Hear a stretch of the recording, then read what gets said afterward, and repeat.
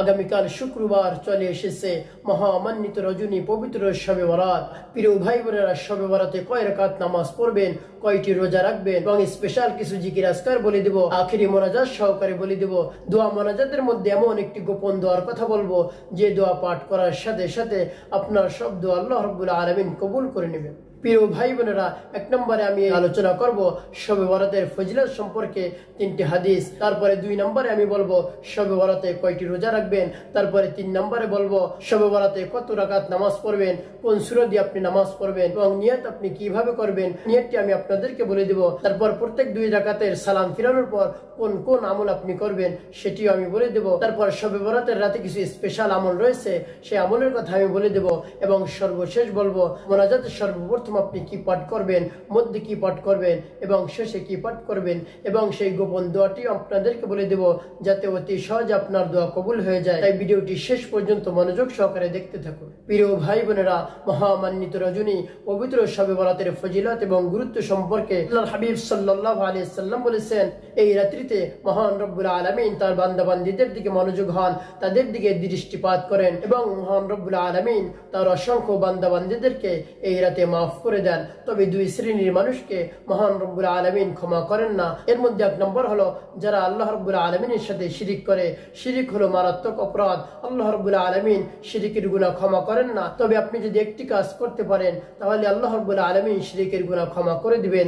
সেই কাজটি হলো আপনাকে অবশ্যই তওবা নাসুহা করতে হবে, পরিপূর্ণ তওবা করতে হবে। তারপর আল্লাহ রব্বুল আলামিনের কাছে আপনি লজ্জিত হবেন, অনুতপ্ত হবেন, আর কখনো এই গুনাহ করবেন না। এভাবে আপনাকে প্রতিশ্রুতি দিতে হবে যে আর কখনো এই গুনার দিকে আমি যাব না এবং গুনার জন্য অনুতপ্ত হয়ে আল্লাহ রাব্বুল আলামিনের কাছে চূড়ান্ত তওবা করতে হবে এবং নির্জনে গোপনে আল্লাহ রাব্বুল আলামিনের ভয়ে চোখের পানি ফেলে আল্লাহ রাব্বুল আলামিনের কাছে ক্ষমা চাইতে হবে। তাহলে আল্লাহ রাব্বুল আলামিন আপনার সেই মারাত্মক গুনাহ ক্ষমা করবেন, অন্যথায় সেই শিরকের গুনাহ কখনো মাফ হবে না। তাই এই পবিত্র রজনীতে আল্লাহ রাব্বুল আলামিনের কাছে আপনি চূড়ান্ত তওবা করুন, অবশ্যই আল্লাহ রাব্বুল আলামিন আপনাকে ক্ষমা করে দিবেন। তারপর 2 নাম্বার, যাকে আল্লাহ রাব্বুল আলামিন ক্ষমা করবেন না, যে ব্যক্তি হিংসা করে, বিদ্বেষ পোষণ করে, এই বিদ্বেষ পোষণকারী এবং হিংসুককে আল্লাহ রাব্বুল আলামিন পছন্দ করেন না, তাদেরকে অপছন্দ করেন। তবে চূড়ান্ত তওবা যদি আপনি করতে পারেন, অবশ্যই আল্লাহ রাব্বুল আলামিন আপনাকে মাফ করে দিবেন, আপনাকে পাক ও পবিত্র বানিয়ে দিবেন।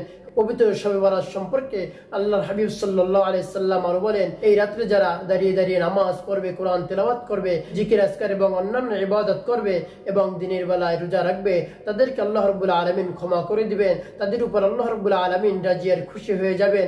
আল্লাহ রাব্বুল আলামিনের কাছে তারা যা চাইবে তাই আল্লাহ রাব্বুল আলামিন দান করবেন। এই জন্য এই শবে বরাতের রাত্রিতে বেশি বেশি আপনি ইবাদত বন্দেগী করুন, তাহলে আল্লাহ রাব্বুল আলামিন আপনার উপর রাজি আর খুশি হয়ে যাবেন। আল্লাহর হাবিব সাল্লাল্লাহু আলাইহি সাল্লাম আরো বলেন, এই রাত্রিতে মহান রব্বুল আলামিন দুনিয়ার আকাশে এসে বান্দাদেরকে 3টি ডাক দেন, যে কে অপরাধ করেছো, কে গুনাহ করেছো, আমার কাছে চূড়ান্ত ক্ষমা চাও, আমি অবশ্যই তোমাদের সেই গুনাহ মাফ করে দেব। এই জন্য আল্লাহ রাব্বুল আলামিনের কাছে যদি আপনি এই রাতে ক্ষমা ভিক্ষা চাইতে পারেন, তাহলে অবশ্যই আল্লাহ রাব্বুল আলামিন আপনাকে ক্ষমা করে দিবেন। তারপরে 2 নম্বর যে ডাকটি আল্লাহ রাব্বুল আলামিন দেন, সেটি হলো কার কি রিজিকের সমস্যা রয়েছে, কার রিজিকের অভাব রয়েছে, কে দারিদ্রতার মধ্যে ভুগছো, আমার কাছে চাও, আমি অবশ্যই তোমার সেই দারিদ্রতা দূর করে দেব এবং তোমাকে সম্পদশালী করে দেব, অনেক সম্পদের মালিক বানিয়ে দেব। এভাবে আল্লাহ রাব্বুল আলামিন ডেকে ডেকে বলেন। তারপরে মহান রব্বুল আলামিন 3 নম্বর যে ডাক আমাদেরকে দেন, সেটি হলো কে বিপদগ্রস্ত রয়েছো, কে ঋণগ্রস্ত রয়েছো, আমার কাছে বলো, আমি তোমার সেই বিপদ থেকে উদ্ধার করে দেব। তুমি ঋণগ্রস্ত রয়েছো, ঋণে জর্জরিত হয়ে গিয়েছো, ঋণ পরিশোধ করতে পারছো না, আমার কাছে বলো, তাহলে মহান রব্বুল আলামিন সেই ঋণ পরিশোধ করার ব্যবস্থা করে দিবেন। তাই এই পবিত্র রজনীতে মহান রব্বুল আলামিন আমাদেরকে ডাক দেন। সেই ডাকের সাথে যদি আপনার ডাকও মিলে যায়, আপনি যদি চাইতে পারেন, তাহলে রব্বুল আলামিন আপনার সকল চাওয়া পাওয়া পূরণ করে দিবেন। প্রিয় ভাই বোনেরা, কয়টি রোজা আপনি রাখবেন? আপনি যদি 3টি রোজা রাখতে পারেন, তাহলে সেটা হলো উত্তম। তার কারণ হলো নবী করিম সাল্লাল্লাহু আলাইহি সাল্লাম প্রত্যেক আরবি মাসের 13, 14 এবং 15 এই 3টি রোজা রাখতেন। তো এই 3টি রোজা রাখতেন। আপনি যদি এই 3টি রোজা রাখতে পারেন, তাহলে উত্তম। আর যদি আপনি 2টিও পারেন, তাহলে হলেও কোনো সমস্যা নেই। আপনি যদি 2টি রোজা রাখেন তাহলে আজ বৃহস্পতিবার সেহরি খেয়ে শুক্রবার একটি রোজা রাখবেন এবং শুক্রবার সেহরি খেয়ে শনিবার একটি রোজা রাখবেন। এই 2টি রোজা আপনি রাখবেন। এই রোজার নিয়ত আপনি বাংলায় কিভাবে করবেন? আপনি যখন রোজা রাখার জন্য সেহরি খাবেন এর পূর্বে আপনি এই নিয়তটি বলবেন, হে আল্লাহ, আমি আপনার সন্তুষ্টির উদ্দেশ্যে নফল রোজা রাখতেছি, আপনি আমার এই রোজাকে কবুল করে নিন। এভাবে আপনি নিয়ত করে আপনি সেহরি খাবেন, আপনার রোজা হয়ে যাবে। তারপরে আপনি সকাল থেকে সন্ধ্যা পর্যন্ত অনেক কষ্ট করে রোজা রেখে ইফতারির পূর্ব মুহূর্তে একটি দোয়া রয়েছে, সেই দোয়াটি পাঠ করে ইফতারি শুরু করবেন। আর সেই দোয়াটি হলো, আল্লাহুম্মা লাকা সুমতু ওয়া আলাইকা তাওয়াক্কালতু আলা রিজকিকা আফতারতু বিরহমাতিকা ইয়া আরহামার রাহিমিন। আপনি কত রাকাত নামাজ পড়বেন? আপনার যত রাকাত নামাজ পড়তে মন চায় তত রাকাত আপনি নামাজ পড়ুন। তবে এই নামাজ হলো নফল নামাজ। আপনি যখন নামাজের জন্য দাঁড়িয়ে যাবেন তখন বাংলায় এই নিয়ত করবেন, হে আল্লাহ, আপনার সন্তুষ্টির উদ্দেশ্যে 2 রাকাত নফল নামাজ কিবলামুখী হয়ে আদায় করতেছি, আপনি আমার এই নামাজকে কবুল করে নিন। এভাবে আপনি যদি নিয়াত করে নামাজ শুরু করে দেন তাহলে আপনার নামাজ হয়ে যাবে। তারপরে কোন কোন সূরা দিয়ে আপনি নামাজ আদায় করবেন? আপনি সূরা ফাতিহার সাথে যে কোনো সূরা দিয়ে আপনি নামাজ পড়তে পারেন।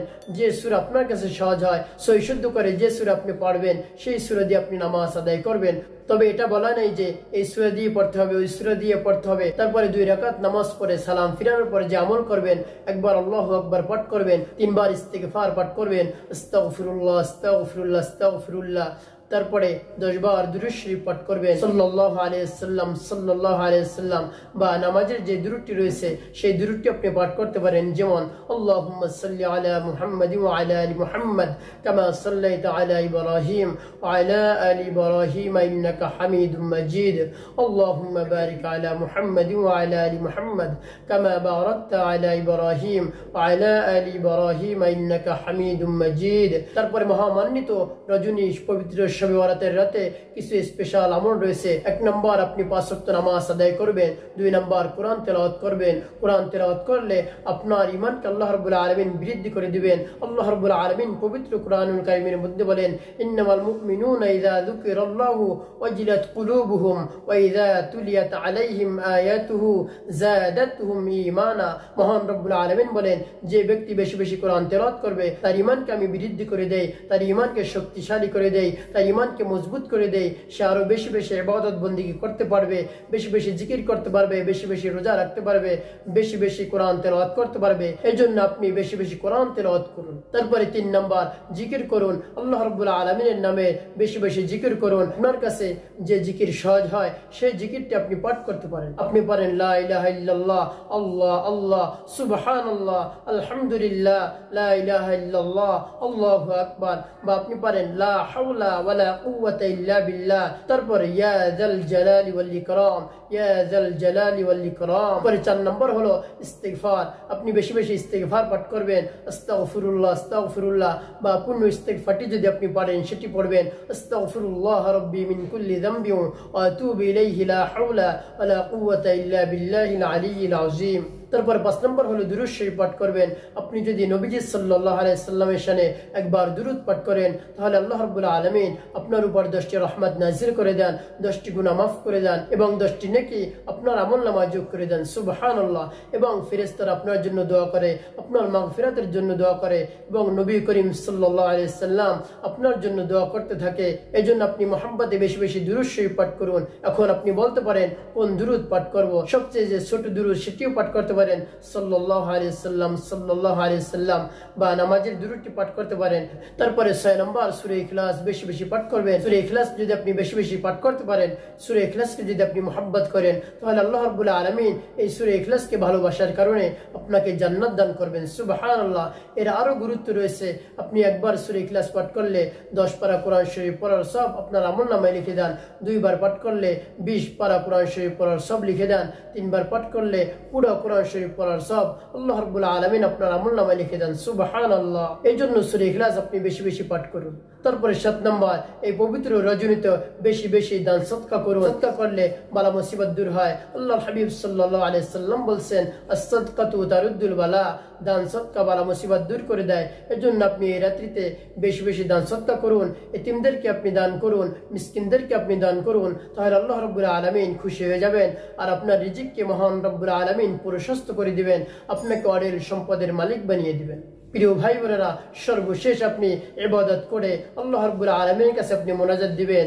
আপনি মোনাজাতের মধ্যে সর্বপ্রথম মহান রব্বুল আলামিনের প্রশংসা করবেন, তারপরে আপনার গুনাহ মাফের জন্য আল্লাহ রাব্বুল আলামিনের কাছে দোয়া করবেন, তারপরে শেষে আপনার যত ধরনের প্রয়োজন রয়েছে সেই প্রয়োজনের কথা বলবেন এবং এই মোনাজাতের মধ্যে এমন একটি দোয়া পাঠ করবেন যে দোয়া পাঠ করার সাথে সাথে মহান রব্বুল আলামিন আপনার দোয়া কবুল করে নেবেন। সেই দোয়াটি হলো রব্বানা যালামনা আনফুসানা ওয়া ইল্লাম তাগফির লানা ওয়া তারহামনা লানাকুনান্না মিনাল খাসিরিন। যদি আপনি মোনাজাত করে আল্লাহ রাব্বুল আলামিনের কাছে চাইতে পারেন, অবশ্যই আল্লাহ রাব্বুল আলামিন আপনার সব চাওয়া পাওয়া পূরণ করে দিবেন। আল্লাহ রাব্বুল আলামিন আমাদের সকলকে এই মহামান্বিত রজনী পবিত্র শবে বরাতের ইবাদত করার তৌফিক দান করুন।